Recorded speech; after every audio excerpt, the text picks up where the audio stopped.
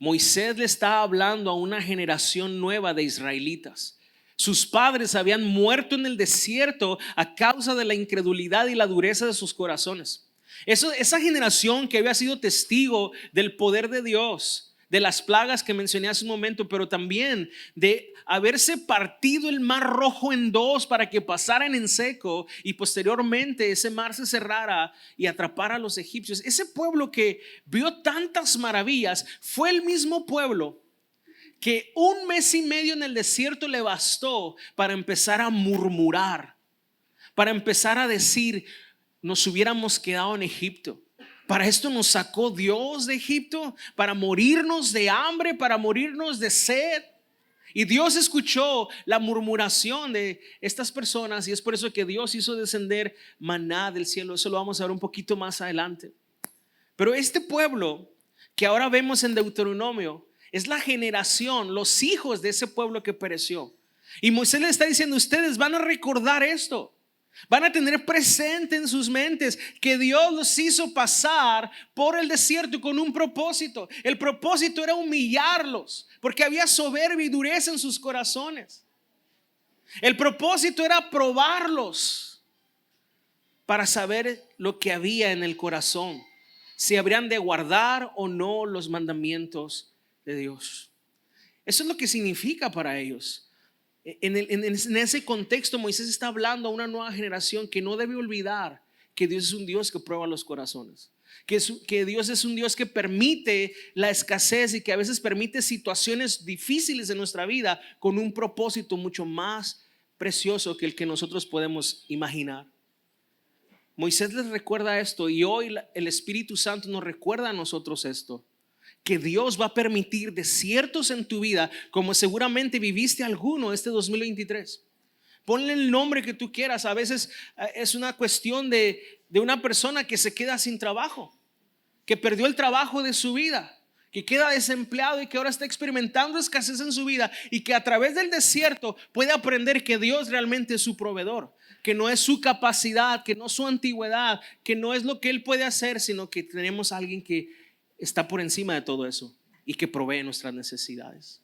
Alguien puede haber pasado por un tiempo de enfermedad, o está pasando por un tiempo de enfermedad, o alguien está atravesando por una separación, un problema con sus hijos, o alguna situación de ansiedad, de depresión en tu vida. Llámale como tú quieras, pero los desiertos son una realidad de nuestras vidas. La realidad de las cosas es que en la ausencia de la provisión, o en la ausencia del recurso, y en ese lugar tan áspero y carente de vida que es el desierto, el corazón arroja cierta información. ¿Dónde estamos parados y cuáles son las prioridades en nuestra vida? Y Dios permitió que su pueblo pasara por ahí, porque ese desierto iba a sacar a la luz lo que realmente había en el corazón de Israel. Y yo no sé si tú recuerdas la historia, pero en uno de los momentos Moisés va al monte a orar por 40 días. Y cuando Moisés está en la presencia de Dios y Dios le está dando indicaciones, allá abajo el pueblo se está desenfrenando. Empiezan a desesperarse y a decir que se van a morir. Entran en pánico, que Dios los ha abandonado. Y entonces lo que hacen es que le piden a Aarón, el hermano de Moisés: hey, traemos oro, construyenos un becerro, algo que nosotros podamos adorar, que podamos ver, que podamos tocar. Y lo único que está haciendo esta situación, este desierto, es arrojando lo que había en el corazón, esa idolatría. Que ellos realmente no estaban creyendo en Dios, sino que ellos estaban confiando en otros dioses, que estaban dependiendo de algo que ellos podían ver, de algo que ellos podían tocar. Porque el desierto tiene ese potencial de arrojar esta información de nuestro corazón. Es lo que Dios le dice, para probar, para ver si realmente iban a obedecer o no. O sea, ¿tú crees que Dios no tenía esa información ya, si Dios sabe todas las cosas? Claro que Dios sabía lo que había en el corazón de Israel, pero Dios permite este proceso para que ellos mismos se den cuenta de la condición de su corazón, y para que de alguna manera Dios proveyera esta enseñanza para lo que iba a venir después, o sea, la iglesia, y pudiéramos aprender de esto. Ahora, en palabras de un famoso teólogo llamado Skip Heitzig, Dijo, Dios había sacado a su pueblo de Egipto, pero ahora necesitaba sacar a Egipto de su pueblo. Este proceso era para purificar la fe.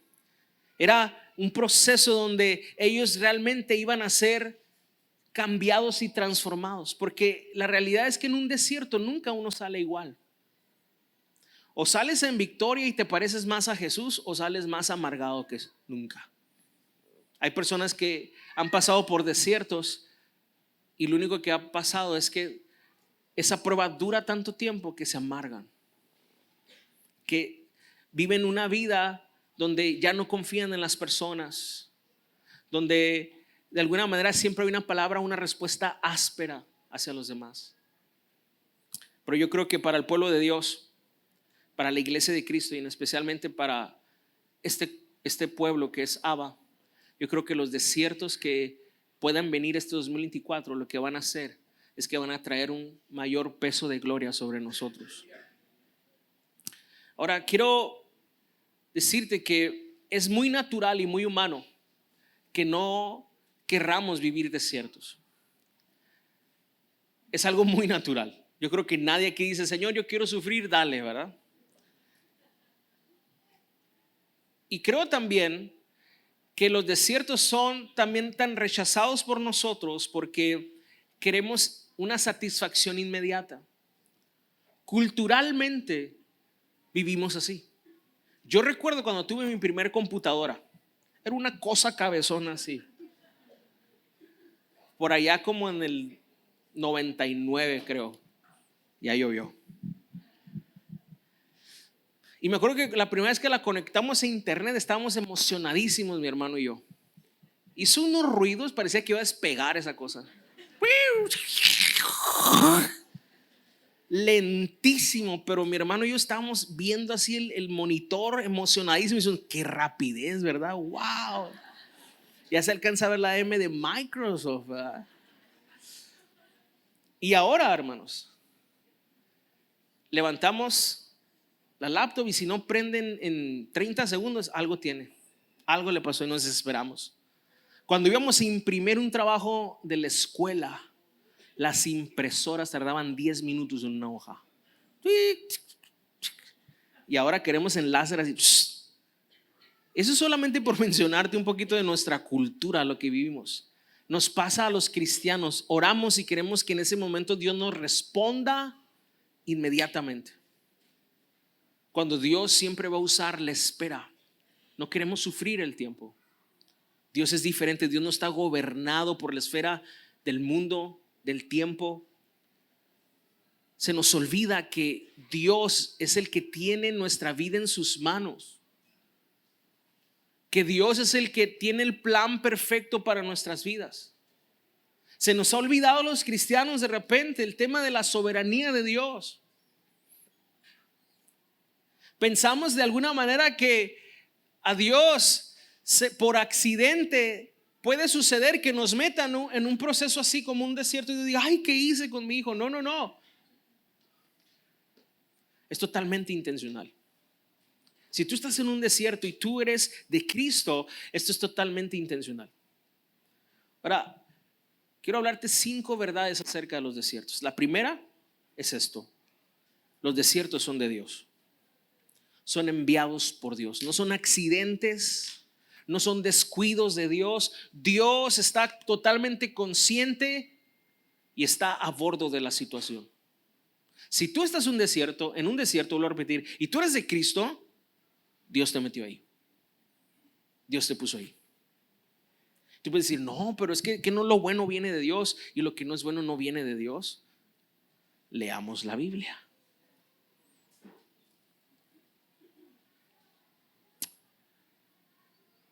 Te quiero confesar algo. Yo he dejado de orar una oración que yo hacía mucho. La oración, Señor, te pido que tomes el control de esta situación. Yo la he dejado de orar. Tengo como 1 año y medio que dejé de orar eso. Caí en cuenta que yo oraba mucho eso por costumbre, pero no estaba poniendo mucha atención en esa oración. Y una de las veces que estoy orando en una situación, Señor, te pido que tomes el control, fue como si Dios me hablara, porque creo que Dios me habló. No te puse que escuché su voz, pero en mi mente hubo este pensamiento muy insistente de ¿cuándo Dios dejó de tener el control? O sea, Ismael, ¿en qué momento de tu vida, es más, en qué área de tu vida Dios no está a bordo? O sea, ¿habrá algo de ti que el Señor, en lo que el Señor no esté involucrado? La Biblia me enseña que no. Él es el Señor, el dueño de todo. Ahora, hay áreas que yo no le he rendido a Dios completamente, al igual que tú. Antes que digas, el pastor, sí, también tu hermano. Pero eso no significa que Dios no esté a bordo de mi vida y controlando todo aspecto. Y esas áreas que yo no he rendido al Señor, Dios me mete en un proceso, en un desierto, precisamente para que me rinda al Señor. Entonces Dios está a bordo, porque el desierto es necesario, es saludable para tu vida, es parte de su plan y su plan es perfecto, es parte de su voluntad y su voluntad es buena, su voluntad es agradable para Él primeramente, pero también para nosotros. Aunque no lo entendamos, aunque no lo veamos así, Dios tiene que cambiar nuestra teología sobre el sufrimiento, sobre el dolor. Porque muchas veces Dios nos mete en una situación dolorosa y lo que nos la pasamos haciendo es reprendiendo y poniéndole nombre a los demonios. Y cuando Dios está diciendo, hey, yo te puse ahí porque eres muy soberbio. Y necesito humillarte. Necesito que veas cómo estás tratando a tu esposa, cómo estás tratando a tu esposo. Necesito que veas cómo tratas a tus amigos, cómo eres con la gente. Sé que a lo mejor no es la predicación para fin de año, hermano, pero sorry. Dios me ha hablado fuertemente a través de eso. No sé si lo estás captando conmigo. Viene una situación, dolor, inmediatamente lo queremos achacar al diablo. Inmediatamente lo queremos achacar a alguien más. Cuando Dios está en control de esto. Yo he entendido muchos de los problemas que suceden en la iglesia es Dios tratando más conmigo que con la gente. Dios exponiéndome a mí, mi incredulidad, mi falta de comunión a veces, que en sí el problema con las personas. Porque Dios tiene sus maneras y sus formas de pulirnos y procesarnos, hermanos. Y estoy seguro que este 2024 Dios va a procesarnos también. No tengas miedo. Dios está en el asunto. Dios también es el Dios de los desiertos. Dios en los desiertos llamó a muchos de sus siervos. Dios en los desiertos purificó la fe de muchos de sus hijos, de sus siervos. Ahora, hay maneras de salir victorioso en el desierto como Cristo salió victorioso, pero son necesarios. La segunda cosa, la segunda verdad acerca de los desiertos es que el desierto no es sinónimo del abandono de Dios, porque es lo primero que uno piensa. Es la primera tentación que viene a tu vida cuando pasas por el sufrimiento y el dolor. Y más cuando esto se prolonga, cuando ya has orado, ya has pedido, han orado por ti y no sucede lo que tú estás esperando que suceda. Y empieza a haber una sequía en el corazón. ¿Por qué? Porque vienen estas preguntas. ¿Dónde está Dios? ¿Que no acaso Dios me ama? ¿Que no acaso Dios prometió esto? Y empiezan esas preguntas y esas tentaciones que nos quieren llevar a la incredulidad. Es en el desierto donde vas a ser tentado a murmurar. Es en el desierto donde vas a ser tentado a negar a Dios, a renegar de Dios, como lo hizo el pueblo de Israel, pensando precisamente que por la falta de provisión Dios ya no estaba. Hermanos, la verdad es que muchas veces así estamos. Cuando se nos corta la provisión, cuando se nos corta la salud, cuando se nos corta el cheque, cuando se nos corta la relación, inmediatamente pensamos, Dios me ha abandonado. O Dios no me ama lo suficiente. Si Dios me amara lo suficiente, yo no estaría sufriendo. Yo no estaría pasando por eso. ¿En verdad? ¿Que acaso Dios no pudiera estar probándonos? ¿Que acaso Dios nos pudiera estar viendo dónde realmente está nuestro corazón? Si realmente estamos confiando en Él, o como Jesús le dijo a la multitud, ustedes me siguen porque les doy de comer. O sea, ellos no querían a Jesús, ellos querían lo que Jesús les daba, no a Jesús. Y la iglesia que dice que Jesús es su Señor, que Jesús es su anhelo, que Jesús es su amor, va a ser pasada por el desierto para ser probada en su amor a Jesús. Y vuelvo a disculparme contigo por este mensaje al final del año. Pero es ahí en el momento más árido, es ahí en el momento donde a veces más solo te sientes, es en el momento donde más escaso estás. Algunos papás y mamás me van a entender cuando emocionalmente estás tronado, tronada, y tienes a tus hijos ahí en casa pidiéndote papá esto, mamá esto, mamá, y tú emocionalmente tronado sin sentir fuerzas para dar. Pero ahí te das cuenta que tienes que dar, que tienes que seguir siendo, que tienes que seguir amando. Los desiertos son lugares áridos, duros, pero necesarios. Tú nunca vas a saber lo que es realmente amar a alguien si no estás atravesando por un momento de dolor, sufrimiento, y tienes que amar a esa persona. El amor es probado, hermanos. La fe es probada. Y Dios nos encuentre siendo fieles en eso. Pero quiero decirte lo que el salmista descubrió cuando él dijo: ¿a dónde huiré de tu presencia? Si subiera al cielo, ahí estás tú. Si en el Seol hiciera mi estrado, aún ahí estarás tú. No puedo escapar de ti. Y en medio de tu desierto, aunque te cueste más ver a Cristo en tu situación, aunque te cueste más creer, tenlo por seguro, Dios está ahí, Dios no te ha abandonado, Él no desampara la obra de sus manos. Lo que Dios inicia, Él lo perfecciona y lo culmina. Esa es la promesa de Dios para nosotros. Así que vuelvo a repetirte, dolor, sufrimiento no es sinónimo de que Dios te ha abandonado. Es más, justamente puede ser la promoción a tu vida. Puede ser el momento donde Dios esté a punto de promoverte a un nuevo nivel de madurez espiritual. Y eso es lo que el Señor quiere, hacernos crecer en Él.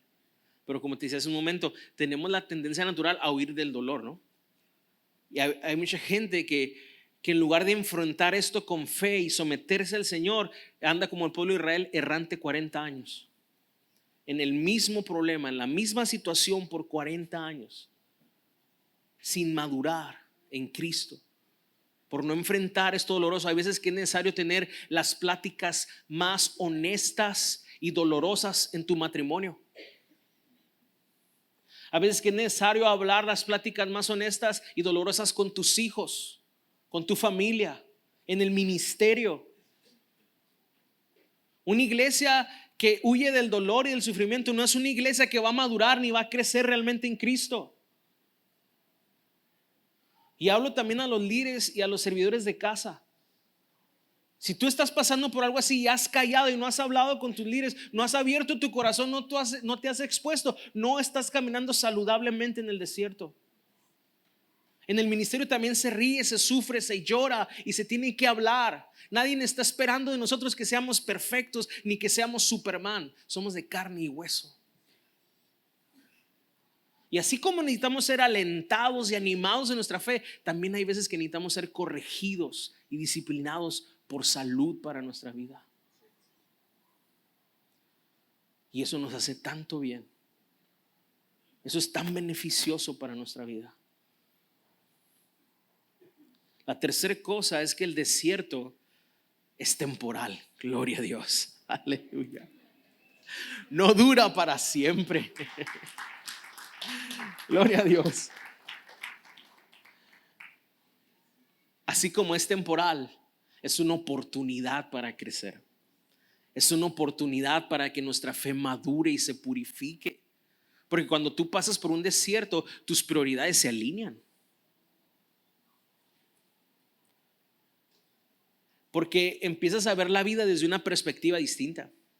A veces uno anda bien distraído o bien afanado por otras cosas que ni son importantes, por personas que ni siquiera Dios te puso a cuidar. Pero pasa una situación, un desierto en tu vida y inmediatamente las prioridades empiezan a cambiar. Empiezas a ver lo que es importante y lo que no. Empiezas a priorizar tu tiempo. Gracias a Dios por los desiertos. La cuarta cosa es que el desierto no es para destruirte, sino para construirte. El desierto nos forma.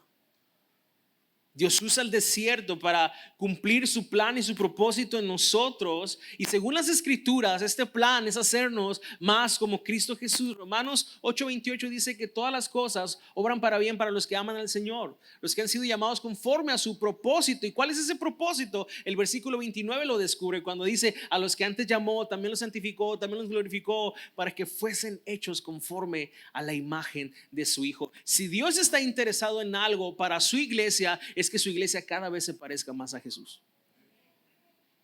Y si Cristo mismo, nuestro Señor, por lo que padeció, aprendió obediencia, ¿cuánto más nosotros no seremos procesados también por el valle del dolor y del sufrimiento para que aprendamos a obedecer al Señor y realmente Cristo sea formado en nosotros?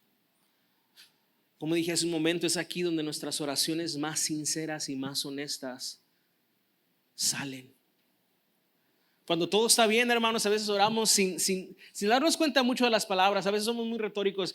Padre celestial que estás en los cielos, santificado sea tu nombre. Gracias, Padre, te damos por este bonito día, por las flores del campo, Señor, y por los árboles y las golondrinas que cantan. Pero cuando estamos atravesando por un valle de dolor, a veces ni las palabras salen, hermano. A veces lo que sale de nosotros es un gemido o solo una palabra: Padre. Y no puedes hablar más, pero hay una oración que es en la mente y en el corazón, y Dios conoce ese lenguaje. Quizás hace muchos de nosotros no hacemos una oración así. Quizás muchos de nosotros nunca hemos hecho una oración así, donde realmente nos estamos dando cuenta que necesitamos a Cristo. La última cosa del desierto, seguramente hay más, pero solamente te traje 5. Es que el desierto es para la gloria de Dios. ¿Cómo? Sí. ¿A qué me refiero con esto? Que todo lo que pase en beneficio de tu santificación, tu crecimiento espiritual, tu madurez, le da gloria a Dios. Pablo le dijo a los corintios: y todo lo que hagan, sea comer, beber, que todo lo hagan para la gloria de Dios. Y si es todo, entonces también cuando pases por momentos de aflicción y por un desierto, también eso vívelo para la gloria de Dios, pensando que aún en medio de tu sufrimiento tú le das gloria a Dios. Es en el desierto donde la verdadera adoración surge.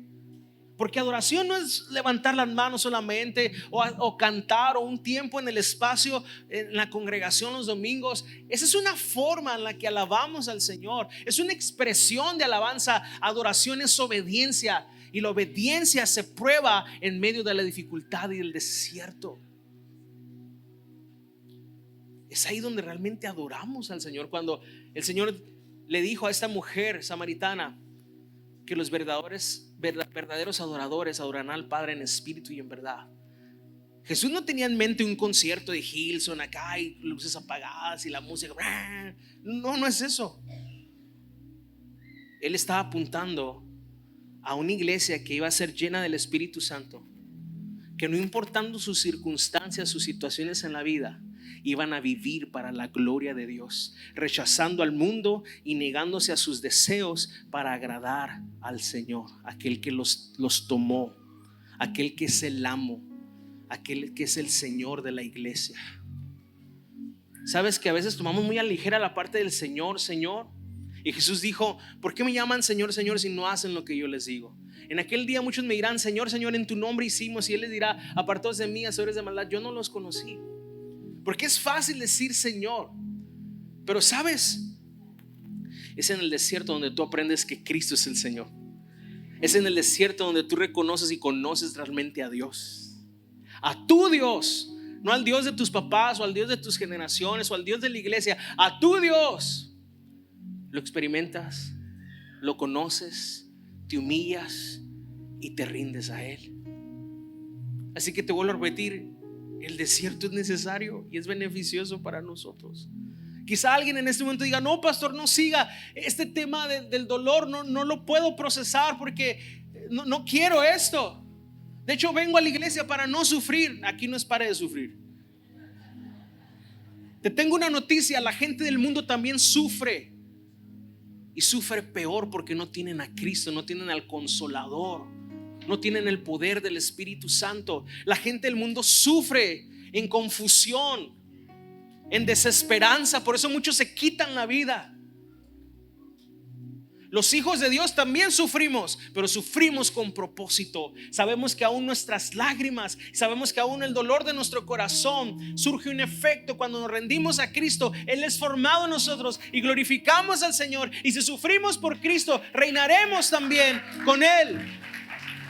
Nuestro sufrimiento tiene propósito. Dios va a proveerte en el desierto. ¿Lo escuchaste, iglesia? Dios llevó a Israel al desierto. Y fíjate lo que dice el verso 3 de lo que leíamos. Él te humilló, Deuteronomio 8:3. Él te humilló y te dejó tener hambre. Quizá alguien dice: es que tú no sabes cómo yo la pasé el 2023, pastor. Esta hambre no solo es física, sino esta necesidad tan urgente en mi alma. Pero Él te dejó tener hambre. Pero también dice: y te alimentó con el maná que tú no conocías. La provisión de Dios llega de una manera y de formas que tú no esperas. Quizá tú dices: es que en este desierto lo que yo ocupo es un trabajo donde gane el triple y así se quitarían mis problemas. Yo sé que lo que necesito es un nuevo esposo, una nueva esposa, porque este ya no me sirve. Y así se liberarían mis problemas. La realidad es que las personas que no tienen hijos quisieran tener hijos, y los que tienen hijos quisieran a veces no tenerlos, y los que están casados quisieran estar solteros, y los que están solteros quisieran estar casados. No tenemos llena. Nada de eso nos puede satisfacer. Solo Cristo. Solo Cristo. Y esta enseñanza que Dios le da al pueblo en Deuteronomio, fíjate, tan atrás, tantos miles de años atrás, solo apuntaba a esta verdad que encontramos ahora en Juan capítulo 6. Juan capítulo 6 es el capítulo más largo de los evangelios. Y aquí suceden dos cosas bien interesantes en el contexto del pasaje. Jesús alimenta una multitud y por otro lado Jesús camina sobre las aguas. Pero hay un momento donde Jesús les está diciendo que la obra de Dios es que crean en el que Dios envió, o sea, en Él. Y la gente le pregunta a Jesús, la multitud le pregunta a Jesús que qué tienen que hacer. Ellos le dijeron: ¿qué pues? Jesús les dice que crean en mí, en el que el Padre ha enviado. Fíjate lo que la gente le dijo en Juan capítulo 6 versículo 30. Le dijeron entonces: ¿qué pues haces tú como señal para que veamos y te creamos? O sea, si la obra de Dios es que creamos en ti, a ver, echa una señal, a ver, un milagrito o algo para que te creamos. ¿Qué obra haces? Nuestros padres comieron el maná en el desierto, como está escrito, les dio a comer pan del cielo. Entonces Jesús les dijo: en verdad les digo que no es Moisés el que les ha dado el pan del cielo, sino que es mi Padre el que les da el verdadero pan del cielo. O sea, hermanos, lo que Moisés les dijo en Deuteronomio solamente era una sombra de lo que iba a venir después. Ese maná que comió el pueblo de Israel, que era algo delgado que quedaba después del rocío y que comían, y que no podían comer, no podían guardar para el día siguiente. Era diario. Era solamente algo que Dios les estaba apuntando acerca de cómo tenía que ser nuestra comunión con Cristo. Sigamos leyendo, dice: porque el pan de Dios es el que bajó del cielo y da vida al mundo.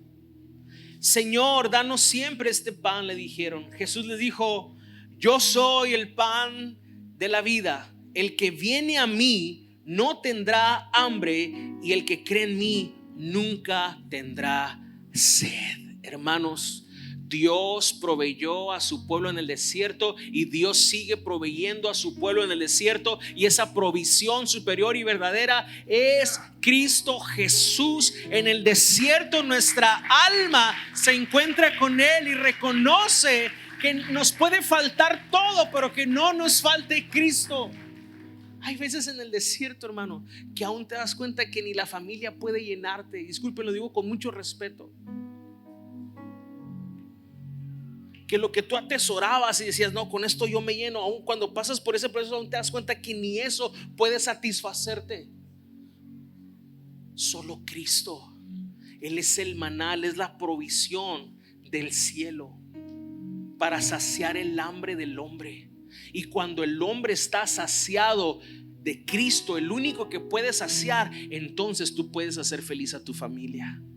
Entonces tú puedes empezar a tener una vida plena aquí en la tierra, a relacionarte como Dios quiere, a ministrar como Dios quiere, a vivir como Dios quiere, porque estás saciado, estás lleno, estás pleno del maná que descendió del cielo, el cual es Cristo Jesús. El desierto tiene ese propósito: que todas las demás cosas sean disipadas, todos los estorbos, todas las distracciones sean quitadas, y solamente te quede Cristo. Lo veas a Él, lo ames a Él, te aferres a Él, crezcas en Él y vivas para Él. Y así vivirás una vida plena, una vida que el mundo no te puede dar, una vida que la iglesia inclusive no te puede dar, el ministerio no te puede dar, el matrimonio no te lo puede dar. Y ponle el nombre que quieras al plan y a la ilusión que tú tengas, no te lo puede dar.